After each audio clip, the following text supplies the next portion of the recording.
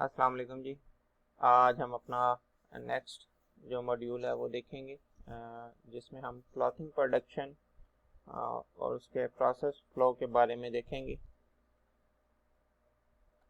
Learning outcomes हैं आज के मॉड्यूल के। At the end of this module you will be able to understand clothing production flow chart, different steps of clothing production. तो सबसे पहले देखते हैं clothing production flow chart.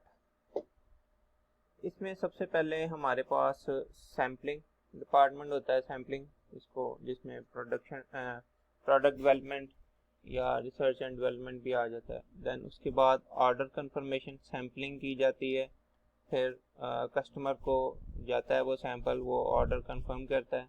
Then order planning होती है। ऑर्डर प्लानिंग के बाद ले प्लानिंग की जाती है कि किस तरह से जो आपका फैब्रिक है उसकी लेयर्स बिछाई जाएंगी, और ले प्लानिंग किस तरह की जाएगी, स्प्रेडिंग उसकी किस तरह की जाएगी, उसके बाद होता है जी। देन ले प्लानिंग और स्प्रेडिंग के बाद उसकी कटिंग की जाती है। आफ्टर कटिंग हम नंबरिंग करते हैं और बंडलिंग कर देते हैं। मुख्तलिफ जो पीसीज होते हैं हमारे पास उनकी नंबरिंग करते हैं और उनके बंडल बना देते हैं। बंडलिंग के बाद अब वो नेक्स्ट डिपार्टमेंट में जाती है जो स्टिचिंग डिपार्टमेंट होता है। उसकी मुख्तलिफ जो आपके स्मॉल पीसेज हैं उनकी स्टिचिंग होती है, ठीक है। स्टिचिंग के बाद फिनिशिंग डिपार्टमेंट में जाती है, उसकी फिनिशिंग होती है। देन पैकिंग और डिस्पैच हो जाता है। तो ये एक कंप्लीट जो है फ्लो चार्ट है किसी भी क्लोथिंग डिपार्टमेंट का। कुछ हो सकता है आपस में एक ही जगह पे काम हो रहे हो, मतलब ले प्लानिंग और स्प्रेडिंग हो गया, लेकिन ओवरऑल इसी तरह का लेआउट या फ्लो प्रोसेस होता है एक गारमेंट्स डिपार्टमेंट का या क्लोथिंग प्रोडक्शन का। अब ये डिपार्टमेंट्स या सेक्शंस किस तरह से काम करते हैं, सैम्पलिंग में क्या होता है, बंडलिंग में क्या होता है, ये रफ सा तो मैंने अभी आपको बताया। थोड़ी सी इसकी डिटेल हम देखेंगे नेक्स्ट स्लाइड्स में। तो स्टार्ट करते हैं जी सैम्पलिंग से। Sampling is the first step in clothing production. जैसे कि आप ये पिक्चर्स में भी देख सकते हैं कि ये सैंपल रूम है, ठीक है। यहाँ पे ये स्मॉल लेवल पे एक सैंपल तैयार किया जा रहा है जो कस्टमर को भेजा जाएगा और उसके बाद उसकी अप्रूवल आएगी या रिजेक्शन आएगी। तो ये एक पहला जो है स्टेप होता है इन क्लॉथिंग प्रोडक्शन प्रोसेस कि सबसे पहले सैम्पलिंग की जाती है। In some industries the sampling department is known as product development department और रिसर्च डेवलपमेंट डिपार्टमेंट। तो कुछ इंडस्ट्रीज में इसको प्रोडक्ट डेवलपमेंट डिपार्टमेंट और रिसर्च एंड डेवलपमेंट डिपार्टमेंट भी कहा जाता है। प्रोडक्ट डेवलपमेंट सिंपल पीडी कहा जाता है, पीडी डिपार्टमेंट या आर&डी डिपार्टमेंट, ठीक है। Product development means to develop a new product, कि कोई भी नई प्रोडक्ट डेवलप की जाए, ठीक है। अब पाकिस्तान में अनफॉर्चुनेटली ज़्यादातर जो ऑर्गेनाइजेशन हैं उनमें प्रोडक्ट डेवलपमेंट का कंसेप्ट नहीं है। वो नई प्रोडक्ट्स डेवलप नहीं करते, बल्कि वो क्या करते हैं, जो कस्टमर आपको सैंपल देते हैं या स्पेसिफिकेशंस देते हैं, आप उसके मुताबिक रिप्रोड्यूस करते हैं सैंपल को, ठीक है। अच्छा, अब different types of samples are made at different stages. मुख्तलिफ तरह के सैंपल्स मुख्तलिफ स्टेजेस पे बनाए जाते हैं। फॉर एग्जांपल प्रोटोटाइप सैंपल, सबसे पहले जो होता है सैंपल बनाया जाता है उसको प्रोटोटाइप सैंपल कहा जाता है, ठीक है। जो आपके पास इन हैंड फैब्रिक होता है, कस्टमर आपको स्पेसिफिकेशंस देता है, मार्केटिंग डिपार्टमेंट वाले, आप उससे लेके प्रोटोटाइप सैंपल बनाते हैं। ये नेक्स्ट स्लाइड में देखते हैं। देन सेल्समैन सैंपल होता है, ठीक है। इसमें जो एग्जैक्ट कस्टमर की स्पेसिफिकेशंस होती हैं वो उसके मुताबिक आप सैंपल बनाते हैं, ठीक है।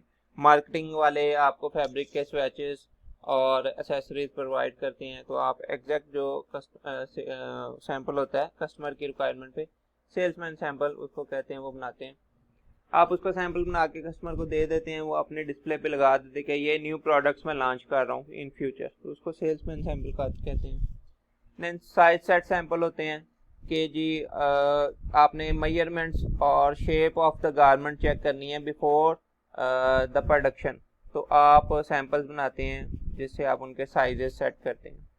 प्री प्रोडक्शन सैंपल, फिर प्रोडक्शन के दौरान जो सैंपल्स होते हैं या जस्ट प्रोडक्शन शुरू करने से पहले जो होता है वो प्री प्रोडक्शन होता है। इस तरह पोस्ट प्रोडक्शन सैंपल होता है, प्रोडक्शन के दौरान जो सैंपल बनाए जाते हैं वो पोस्ट प्रोडक्शन होता है। अगर कस्टमर कहे कि मेरी जो आपके पास ऑर्डर चल रहा है मेरा, उसका कोई सैंपल भेजें, तो आप रनिंग प्रोडक्शन में से कोई भी सैंपल लेके पोस्ट प्रोडक्शन का वो आप भेज सकते हैं। ठीक है, वो चेक करता है कि ये मेरा जो शुरू वाला प्रोटोटाइप सैंपल था उसके साथ मैच कर रहा है या नहीं कर रहा।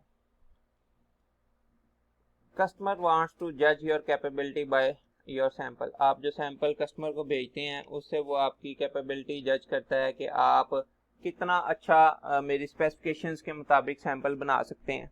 ठीक है, और उसी के बेस पे वो डिसाइड करता है कस्टमर कि इन फ्यूचर आपके साथ उसने बिजनेस करना है या नहीं करना।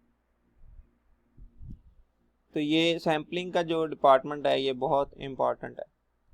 नेक्स्ट स्टेप है जी सैंपल कंफर्मेशन। अब first of all sample order request along with technical packages received from the marketing division. ये अगर राइट साइड पे आप देखें फ्लो प्रोसेस में, तो ये sample order request and tech pack, ठीक है, टेक्निकल पैकेज इसको कहते हैं, ये मार्केटिंग डिपार्टमेंट हमें भेजता है। मार्केटिंग डिपार्टमेंट कस्टमर से डील कर रहा होता है, अब वो टेक्निकल डिटेल्स भेजता है टेक पैक में कि ये डिटेल्स हैं, और सैंपल ऑर्डर रिक्वेस्ट फॉर्म भेजता है। ठीक है, sampling department makes the pattern and digitise them, pattern making and digitising. तो सैम्पलिंग डिपार्टमेंट सैंपल बनाता है और उसकी डिजिटाइजिंग करता है। ठीक है, मैं कंप्यूटर पे उसकी सारी जो इंफॉर्मेशन है डिजिटली उसको कंट्रोल करता है। उसके बाद जी उसकी मार्कर मेकिंग वगैरह सब कुछ इसी में आ जाता है। Then stitching by using the available fabrics and sewing threads. उसके बाद जो अवेलेबल फैब्रिक्स और स्विंग थ्रेड होता है उसके ज़रिए से उसकी स्टिचिंग की जाती है। तो न्यू फैब्रिक और न्यू एक्सेसरीज नहीं मंगवाई जाती प्रोटोटाइप में। उसके बाद जी प्रोटोटाइप आपका बन गया, जब स्टिचिंग कर लिया आपने, ये नेक्स्ट स्टेप में प्रोटोटाइप बन गया। ठीक है, देन अप्रूवल फ्रॉम कस्टमर। इसमें क्या आ जाता है जी, sample is send to customer through marketing division. अब दोबारा से क्योंकि मार्केटिंग वालों ने हमें SOR और टेक पैक दिया था, उन्हीं के थ्रू सैंपल जो है कस्टमर को अप्रूवल के लिए भेजा जाता है। कस्टमर में एक्सेप्ट एज इट इज़ और सुजेस्ट सम चेंजेस। अब या तो कस्टमर उसको एक्सेप्ट कर लेगा जैसा वो है, या उसमें कुछ चेंजेस कहेगा कि ये आपने मेरे मुताबिक नहीं बनाया, इसको दोबारा से इस तरह करके बनाए। ठीक है, अच्छा अगर तो उसने एक्सेप्ट कर लिया तो वेल एंड गुड, अगर नहीं उसने एक्सेप्ट किया तो चेंजेस जो उसने कही हैं वो सारा सा प्रोसेस आपको फिर रिपीट करना पड़ता है। ठीक है, once the sample is approve from the customer, garment is, अब जब अप्रूव हो गया then the garment is given a unique code for future reference. Then garment coding होती है, लास्ट स्टेप है ये। ठीक है, order is confirmed after sampling. तो जब सैम्पलिंग हो जाती है और उसके बाद ऑर्डर कस्टमर कंफर्म कर देता है, अगर उसको वो सैंपल पसंद आ जाए वो उसको अप्रूव कर दे। तो ये सैंपल कंफर्मेशन का प्रोसेस था प्रोटोटाइप सैंपल के लिए। ठीक है, सेल्समैन सैंपल के लिए ये प्रोसेस फ्लो डिफरेंट होगा। अच्छा, नेक्स्ट जो हमारा प्रोसेस है या डिपार्टमेंट है वो आप कह लें ऑर्डर प्लानिंग होता है। ठीक है, सबसे पहले sampling, then sample confirmation, then order planning. ठीक है, ऑर्डर प्लानिंग में क्या होता है जी, ऑर्डर प्लानिंग में once an order is confirmed order planning is started. जैसे ही एक ऑर्डर कंफर्म हो जाता है तो हमारी ऑर्डर प्लानिंग स्टार्ट हो जाती है। Planning is considered as the responsibility of PPC department. Mainly जो PPC डिपार्टमेंट होता है, हमने लास्ट लेक्चर में उसके बारे में डिस्कस किया था थोड़ा सा, जो प्लानिंग है उसकी रिस्पॉन्सिबिलिटी होती है। ठीक है, production planning and control, PPC stands for production planning and control. तो PPC डिपार्टमेंट इसको देखता है। अच्छा, अब ये अगर आप देखें प्रोडक्शन प्लानिंग में क्या चीज़ें आ जाती हैं, इस फिगर में काफ़ी चीज़ें हैं। Material requirement planning, parts procurement, warehouse management, production accounting, production control. तो मुख्तलिफ तरह की इस तरह की आपको चार्ट्स या फिगर्स आपको इंटरनेट पे मिल जाएंगी जिसमें प्रोडक्शन प्लानिंग डिपार्टमेंट की मुख्तलिफ रिस्पॉन्सिबिलिटीज़ दिखाई गई होंगी। मेजर जो हैं वो इसमें शो की गई हैं। There are 2 parts of planning. अब 2 तरह की प्लानिंग होती है। जब ऑर्डर आ गया उसकी प्लानिंग करनी है। दो तरह की प्लानिंग है, एक है मटेरियल प्लानिंग जिसको सोर्सिंग कहते हैं, नंबर 2 है जी प्रोडक्शन प्लानिंग। ठीक है, मटेरियल प्लानिंग में कि क्या क्या मटेरियल चाहिए। ठीक है, इन हाउस फैब्रिक मैन्युफैक्चरिंग, अगर इन हाउस आपने फैब्रिक मैन्युफैक्चर करना है तो बाहर से क्या क्या चीज़ें खरीदनी है। बिल ऑफ मटेरियल्स जिसमें सारी डिटेल्स होती हैं उस सैंपल के बारे में। अगर आउटसोर्सिंग करनी है यानी कि आपकी कैपेसिटी इतनी नहीं है, आपने कुछ बाहर से बनाना है तो वो किस तरह से करना है, या मटेरियल बाहर से लेके कुछ उसको कट मैन्युफैक्चर ट्रिम करवा के और बाद में आपने पैकिंग खुद करनी है तो वो किस तरह करना है। प्रोडक्शन प्लानिंग में कैपेसिटी और डेडलाइंस आप देखते हैं। तो सबसे पहले मटेरियल प्लानिंग देखते हैं जिसको सोर्सिंग कहा जाता है। In some firms there is a separate department for material procurement. ठीक है, कुछ फर्म्स में एक बड़ी जो इंडस्ट्रीज हैं उनमें एक सेपरेट डिपार्टमेंट होता है जिसको प्रोक्योरमेंट डिपार्टमेंट कहा जाता है। ठीक है, क्या काम है उसका, मटेरियल प्रोक्योर करना। First of all they prepare bill of materials. वो डिपार्टमेंट क्या करता है जी, सबसे पहले बिल ऑफ मटेरियल्स बनाता है। बिल ऑफ मटेरियल्स क्या होता है जी, bill of material is a document which contains details and quantity of a material required to manufacture an order. Bill of material में डिटेल्स होती हैं किस चीज़ की, कि कौन सा मटेरियल चाहिए हमें और कितनी मिकदार में चाहिए। ठीक है, फॉर एग्जांपल ये बिल ऑफ मटेरियल का एक लेआउट दिखाया गया है। इसमें परचेज ऑर्डर नंबर है, order quantity, customer ID, style number. ठीक है, आप सीरियल नंबर में देखें, रेफरेंस नंबर, फैब्रिक 001 कौन सा चाहिए, बॉडी फैब्रिक चाहिए 180 GSM का। कितना चाहिए जी, 1.5 मीटर चाहिए फॉर एग्जांपल। टोटल कितना चाहिए, 1500। ये एक जो आपकी गारमेंट है उसके लिए 1.5 मीटर लगेगा और टोटल हमें 1500 चाहिए। ठीक है, ग्रैंड टोटल 5% एक्सेस वेस्टेजेस की वजह से आप उस एक्सेस मंगवा लेते हैं। इसी तरह अब उसी गारमेंट के लिए पॉकेटिंग के लिए कितना फैब्रिक चाहिए, कौन सा चाहिए, 1 बाय 1 प्लेन वाइट में 90 GSM का चाहिए। 0.1 एक शर्ट को लगेगा, 100 हमें चाहिए। ठीक है, 100 पीस बना रहे हैं, इसको भी 100 से मल्टीप्लाई किया था, अब इसको भी कर लेते हैं 1000 से मल्टीप्लाई किया था, इसे भी 1000 से करेंगे। इसी तरह बटन कितने चाहिए जी आपको, 5 बटन लगेंगे एक शर्ट पे। 1000 पे कितने लगेंगे, 5000। स्विंग थ्रेड एक के लिए 150 लगेगा, तो बाकी कितनी कौन हैं, ये सारी जो डिटेल्स होती हैं ये आपकी बिल ऑफ मटेरियल्स में दी होती हैं। तो ये कौन तैयार करता है, प्रोक्योरमेंट डिपार्टमेंट वाले। Different formats are used in different firm. ये बिल ऑफ मटेरियल के डिफरेंट फॉर्मेट्स होते हैं जो डिफरेंट फर्म्स में यूज होते हैं। नेक्स्ट आपकी मटेरियल प्लानिंग में वेंडर असेसमेंट आ जाता है। ठीक है, it is a part of PPC job.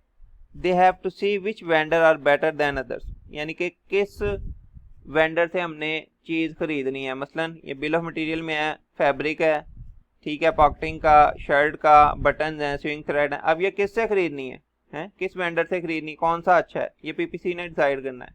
PPC department keeps in mind 3 things when buying from a vendor: price, quality, in time delivery. तो ये 3 चीज़ें पीपीसी डिपार्टमेंट माइंड में रखता है जब भी कोई चीज़ खरीद रहा होता है। Normally price is considered as most important part. ठीक है, इसको ज़्यादा इम्पोर्टेंस प्राइस को देते हैं, लेकिन ये अच्छी अप्रोच नहीं है। ज़्यादा आपको जो इम्पोर्टेंस है वो क्वालिटी को देनी चाहिए। ठीक है, क्योंकि अगर आपका रॉ मटेरियल की क्वालिटी अच्छी होगी तो आपकी प्रोडक्ट की क्वालिटी अच्छी होगी, जिसकी वजह से आप उसको अच्छी प्राइस पे सेल कर सकते हैं। इन टाइम डिलीवरी बहुत इंपॉर्टेंट है। कुछ वेंडर्स जो हैं आपको इन टाइम डिलीवरी देते हैं, कुछ आपको बाद का लेट कर देते हैं, तो आपने ये भी माइंड में रखना है कि आपका ऑर्डर उनकी वजह से लेट ना हो।